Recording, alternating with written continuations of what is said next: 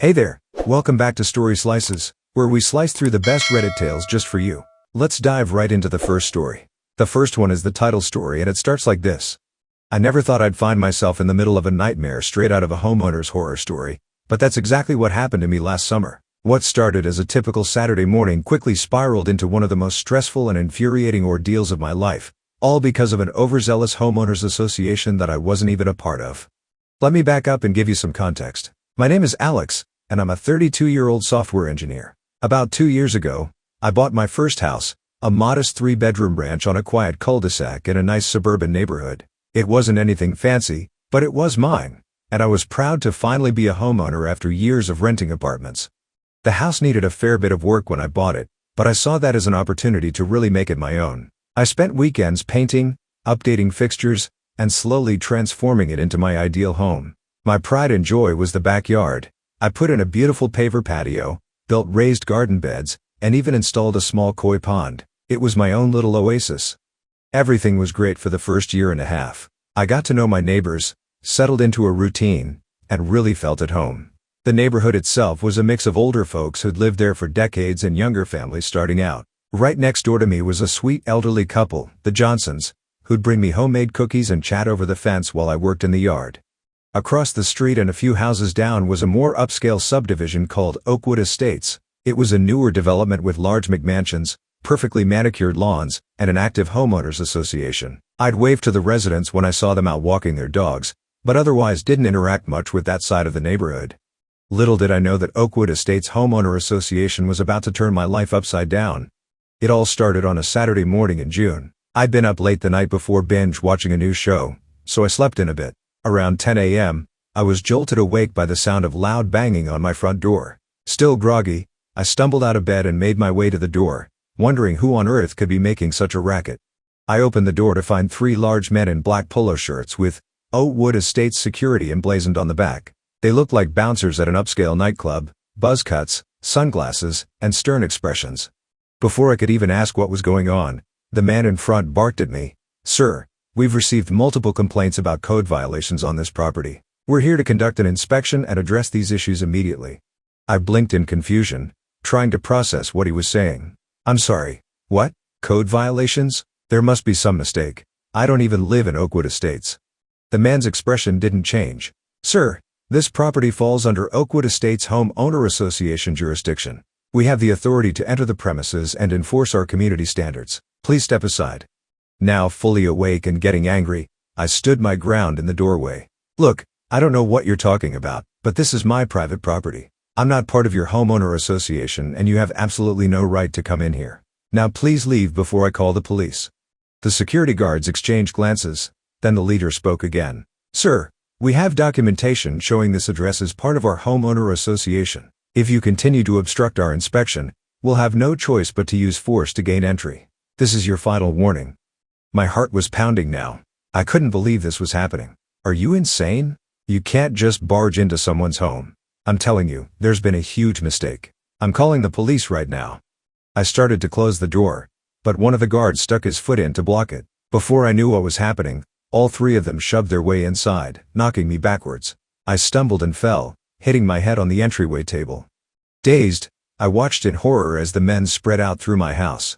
I could hear drawers being yanked open, closet doors slamming, and items being tossed around. "What the hell are you doing?" I shouted, scrambling to my feet. "Get out of my house." The leader turned to me with a clipboard. "We're conducting a thorough inspection for code violations and contraband items prohibited by homeowner association bylaws. Any resistance will be noted in our report."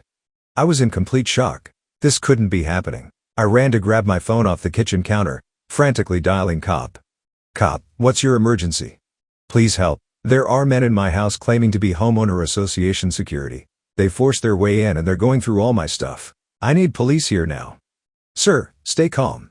Are you in immediate danger? Do they have weapons?" I don't think so. But they're huge guys and they shoved me down when they came in. Please hurry. Officers are on their way. Stay on the line with me and try to remain calm." I paced anxiously, watching helplessly as the men continued ransacking my home. They were methodically going through every room, opening every drawer and cabinet. One of them emerged from my bedroom holding my prescription medication. "Sir, possession of drugs is strictly prohibited. This will have to be confiscated. That's my prescription. You can't take that. I lunged for the bottle, but he easily pushed me away. Another guard came out of the spare room lugging my desktop computer. Unauthorized electronics. This will need to be inspected. I was near tears at this point. Please, stop. You have no right to do this. The police are on their way. The leader looked utterly unconcerned. The police are well aware of our authority in this community. Your failure to comply will be duly noted. Just then, I heard sirens approaching. Thank God. A minute later, 2 police officers knocked on the open front door. What's going on here? One of them asked, taking in the chaotic scene. I rushed over to them. Officers, thank you for coming. These men forced their way into my home claiming to be homeowner association security. They're going through all my belongings. I've told them I'm not even part of their homeowner association, but they won't listen. The security guards calmly approached, and their leader addressed the police. Officers, we're simply conducting a routine homeowner association inspection. This homeowner has been uncooperative and is in violation of multiple bylaws. The police looked confused. One of them turned to me. Sir, are you a member of the Oakwood Estates Homeowner Association? No, I exclaimed. That's what I've been trying to tell them. I live here, but I'm not part of that development or their homeowner association. There's been some kind of mistake. The officer nodded. All right, let's sort this out. I'm going to need to see some identification from everyone, and any documentation about homeowner association authority.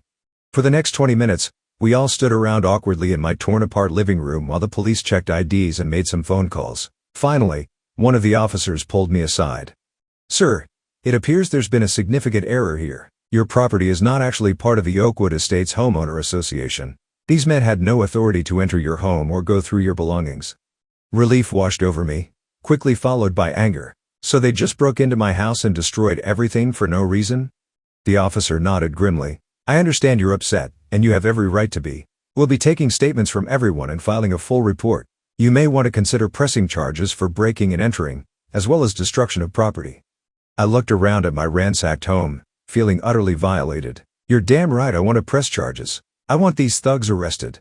The police proceeded to handcuff the 3 security guards, reading them their rights. As they were being let out, the ringleader glared at me. This isn't over. The Homeowner Association Board will hear about your lack of cooperation. I was too exhausted and stressed to even respond. Once everyone had cleared out, I sank down onto my couch, which had been flipped over and put back haphazardly, and tried to process what had just happened. My peaceful Saturday morning had turned into an absolute nightmare. Over the next few hours, I went through my house assessing the damage. It was extensive. Drawers had been dumped out, shelves cleared off, pictures knocked off walls. My mattress had been flipped, clothes strewn everywhere.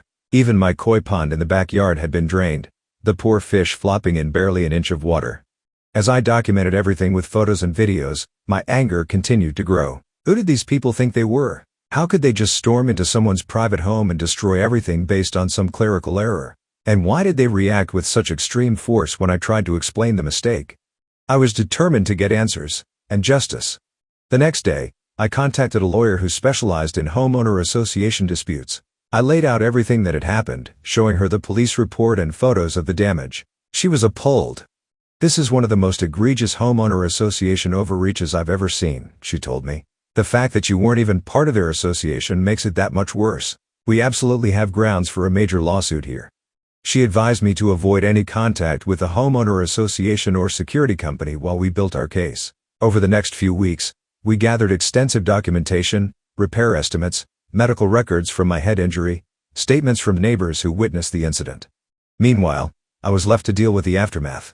My house was a disaster zone. I had to take time off work to meet with insurance adjusters, repairman, and a locksmith to change all my locks. My sense of security in my own home was shattered. I found myself jumping at every noise, half expecting more thugs to come bursting through the door.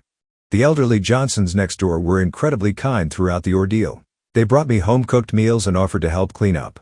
Mr. Johnson even patched the hole one of the guards had punched in my hallway drywall. We saw those brutes charge into your house that day, Mrs. Johnson told me. We were about to call the police ourselves before we saw you already had. It's just terrible what they did to you, dear. Her husband nodded in agreement. We've lived here 40 years and never had any trouble. That new Oakwood Association is nothing but trouble if you ask me. Too big for their britches. Their support meant the world to me during those difficult weeks. It was comforting to know I had allies in the neighborhood. About a month after the incident, my lawyer called with an update. The The homeowner association's insurance company reached out about a possible settlement. They know they don't have a leg to stand on here and want to avoid a lengthy, expensive court battle. I was torn. Part of me wanted my day in court, to publicly expose what they had done, but the thought of dragging this out for months or even years was exhausting. In the end, I decided to hear out their offer. The initial proposal was insultingly low, barely enough to cover the physical damage to my property. My lawyer pushed back hard, detailing the full extent of damages. Cost to repair/replace damaged household items. Medical bills for my head injury. Lost wages from missing work. Installation of a security system. Therapy costs for anxiety and PTSD. Pain and suffering. After some intense negotiation, we finally reached a settlement I was satisfied with. The total came to just over $500,000, far more than I ever expected. There were a few key conditions I insisted on as part of the agreement. A formal, public apology from the Homeowner Association Board. Termination of the entire security team involved. Mandatory training on homeowner rights for all homeowner association staff and board members. A clear delineation of homeowner association boundaries to prevent future confusion. When I shared the news with the Johnsons, they were overjoyed. "Good for you, Alex," Mr. Johnson exclaimed. "It's about time someone put those homeowner association busybodies in their place." Mrs. Johnson patted my arm. "I hope this means you'll be staying in the neighborhood, dear. We've grown quite fond of you." I assured them I had no plans to leave. This was my home, and I wasn't going to let one terrible incident drive me away. If anything, I was more determined than ever to put down roots here. The day the settlement check arrived, I treated the Johnsons to a nice dinner out to thank them for all their support. As we clinked glasses, I finally felt like I could start to put this nightmare behind me. Over the next few months, I threw myself into restoring my home. I replaced the damaged furniture, replanted my garden, and even expanded the koi pond. Slowly but surely, my house started to feel like home again. The Homeowner Association issued their public apology, though it felt rather forced and insincere. I heard through the grapevine that there had been a major shakeup of their board following the incident. Apparently, I wasn't the only one who had issues with their heavy-handed tactics. One positive outcome was that I got to know more of my neighbors as word spread about what had happened. Many of them stopped by to offer support or share their own homeowner association horror stories. It created a sense of solidarity among those of us outside the Oakwood Estates gates. About 6 months after the incident, there was a block party on our street. As I stood chatting with neighbors and watching kids play, I felt a profound sense of belonging. This was my community, homeowner association or no homeowner association. I had faced one of my worst nightmares as a homeowner, but I had come out the other side stronger. I learned the importance of knowing my rights, standing up for myself, and fostering connections with my neighbors. That overzealous homeowner association had tried to bully the wrong person. In the end, their actions only served to bring our non-homeowner association community closer together. And every time I looked at my beautifully restored home and thriving garden, I was reminded that sometimes, justice does prevail. As I reflect on the whole ordeal now, I'm grateful for the lessons learned and the unexpected silver linings. Yes, it was a horrific experience that I wouldn't wish on anyone, but it also showed me the strength of my own resolve and the power of community support. I've become something of an advocate for homeowner rights in our area. I've spoken at city council meetings about the need for greater homeowner association oversight and attended workshops to educate others about their legal protections. The settlement money allowed me to finish all my home improvement projects and then some. I've also set aside a portion to create a neighborhood improvement fund. We use it for things like block parties, a community garden, and sprucing up our local park, all without the need for homeowner association fees or draconian rules. Occasionally I see the Oakwood Estates Security Patrol drive by, but they give my house a wide berth now. I'd be lying if I said I didn't feel a little smug about that. In the end, what could have been a reason to live in fear or move away has instead deepened my appreciation for my home and neighborhood. Those homeowner association goons may have temporarily trashed my house, but they ultimately failed to break my spirit or drive me out. So here I am, still enjoying my little oasis on the cul-de-sac. My koi are happily swimming in their expanded pond, my garden is thriving, and I have a stronger connection to my community than ever before. Sometimes I look out at my flourishing yard and chuckle, imagining how those rigid homeowner association types must hate seeing such a vibrant, personalized space that doesn't conform to their cookie-cutter standards. Their loss, if you ask me. To anyone else facing homeowner association overreach or neighborhood bullies, I say this: know your rights, stand your ground, and don't be afraid to fight back. Your home is your castle, homeowner association or no homeowner association. Don't let anyone tell you otherwise. Update: It's been about 2 years since the incident with the Oakwood Estates Homeowner Association, and I thought I'd share an update on how things have played out since then. First off, I'm happy to report that life in our neighborhood has largely returned to normal. My house is fully restored and then some, thanks to the settlement money. I've made some upgrades that I'd always dreamed of but never thought I'd be able to afford, like a state-of-the-art home security system and a beautiful deck off the back of the house. The koi pond is thriving. I even added a small waterfall feature that creates a soothing background noise when I'm relaxing outside. My garden beds are bursting with vegetables and flowers. It's become a bit of a neighborhood attraction, with people often stopping to admire it when they walk by. As for the Oakwood Estates Homeowner Association, they've undergone some significant changes. True to the settlement agreement, they fired the entire security team involved in the incident. They also replaced most of the board members in a special election held a few months after everything went down. I've heard from some of the Oakwood residents that the new board is much more reasonable. They've scaled back a lot of the more ridiculous rules and focused more on community building rather than strict enforcement. It's a step in the right direction, though I'm still glad I'm not part of their association. The mandatory training on homeowner rights seems to have had an impact too. There haven't been any reports of overzealous enforcement or anything like what happened to me. The new security team keeps to their own territory and doesn't bother those of us outside the Oakwood gates. One interesting development came about 6 months after the settlement. I got a call from my lawyer telling me that the security company that employed those goons who trashed my house was facing a class action lawsuit. Apparently, my case had opened the floodgates, and dozens of other homeowners came forward with similar stories of harassment and property damage. My lawyer asked if I wanted to join the class action, but I declined. I felt like I'd already gotten justice for what happened to me, and I didn't want to dredge it all up again. But I did agree to provide a deposition to help the other plaintiffs. It felt good to know that my stand against their behavior might help others get justice too. The neighborhood improvement fund I set up with part of the settlement money has been a huge success. We've used it to repave the basketball court at the local park, plant trees along the main street, and host several community events. The annual block party has become quite an affair, with almost everyone in the non-home owner association part of the neighborhood participating. Last summer, we even organized a neighborhood yard sale. I helped coordinate it, and it was a blast.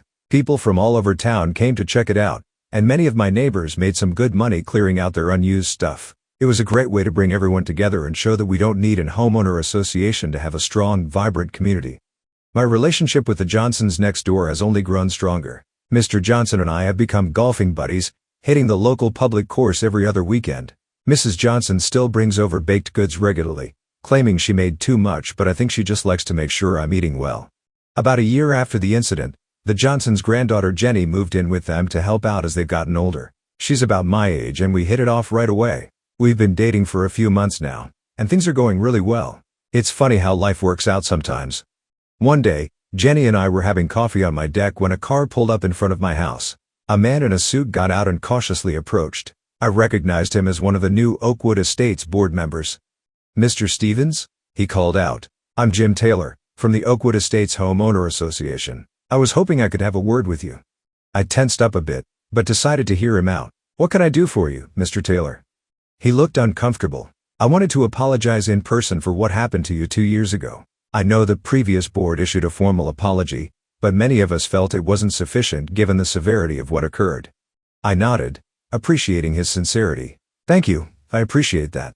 We've been working hard to change the culture of our homeowner association," he continued. "In fact, that's why I'm here. We're forming a community relations committee to build better relationships with our non-home owner association neighbors. We were hoping you might consider joining as a consultant. Your perspective could be invaluable in helping us improve." I was surprised by the offer. "I'm not sure that's a good idea, given our history." He nodded understandingly. "I completely understand your hesitation, but we think having someone who's experienced the worst of homeowner association overreach could really help us avoid similar mistakes in the future. Of course, it would be a paid position, and you'd have no obligation to join the homeowner association or follow any of our rules." I told him I'd think about it, and he left his card before heading out. Jenny squeezed my hand. "That's a big step for them," she said. "What do you think?" I mulled it over for a few days. Part of me was still angry about what had happened and wanted nothing to do with their homeowner association. But another part of me saw an opportunity to make a real difference and prevent others from going through what I did.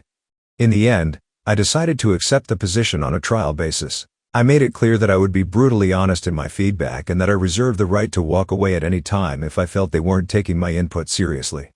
To my surprise, it's actually been a positive experience so far. The new board seems genuinely committed to reform. We've revised their rules to be more reasonable, improved communication with both members and non-members, and implemented a dispute resolution process that doesn't involve sending armed security guards to people's homes. I've also used my position to advocate for more collaboration between Oakwood Estates and the rest of the neighborhood. We've started joint community service projects and even co-hosted a few events. Slowly but surely, the divide between the homeowner association and non-homeowner association parts of the neighborhood is starting to heal. Don't get me wrong, I'm still not a fan of homeowner associations in general, and I have no intention of ever joining one. But I've learned that with the right leadership and a willingness to listen to all homeowners, they don't have to be the nightmares that so many of them become. As for me, life is good. My home is my sanctuary, my neighborhood is thriving, and I've got a great girlfriend who appreciates a well-kept koi pond. I'm even thinking about proposing to Jenny soon, maybe during our next neighborhood block party. Sometimes I look back on that terrible day when those security goons invaded my home, and it almost feels like it happened to someone else. But then I remember how that experience brought our non-homeowner association community together and ultimately led to positive changes even within Oakwood Estates. I stood up for my rights, refused to be bullied, and came out stronger on the other side. If there's a lesson in all of this, I guess it's that sometimes fighting for what's right can have ripple effects you never expected. And that's something worth standing up for, every single time. Are you hungry for more slices of stories? Don't forget to subscribe and hit the bell to never miss out on any videos. See you tomorrow at Story Slices.